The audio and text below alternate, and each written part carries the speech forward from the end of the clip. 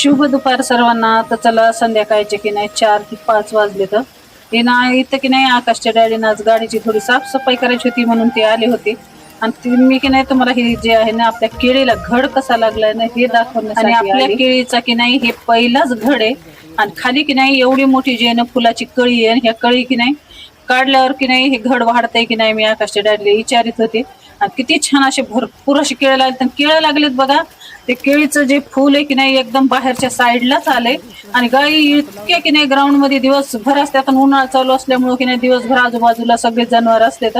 आणि हे घड खातेत की छुतेत आता पूर्ण पिकू पस्तर काही त्याचा पत्ता नाही. आणि हे दुसरं पण इथे की नाही फुल आलं होतं केळीचं.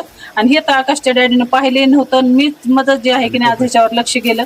कारण की नाही आजूबाजूला पानं पण येतं आणि ते पण की नाही जाळीच्या बाहेरच आलेले. आणि त्याला आता की नाही पानानं चांगलं कव्हर करावं लागेल. नाही तर गाईनं बघितलं नाही की खात्यातच खायची वस्तू इथे खाणारच.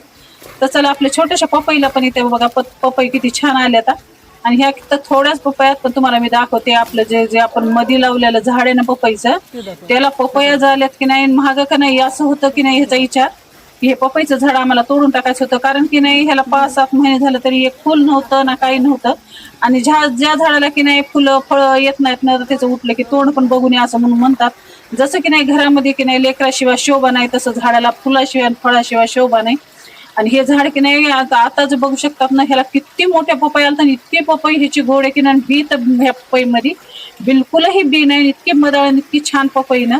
आणि किती मोठा घड आलाय तुम्ही बघू शकताय.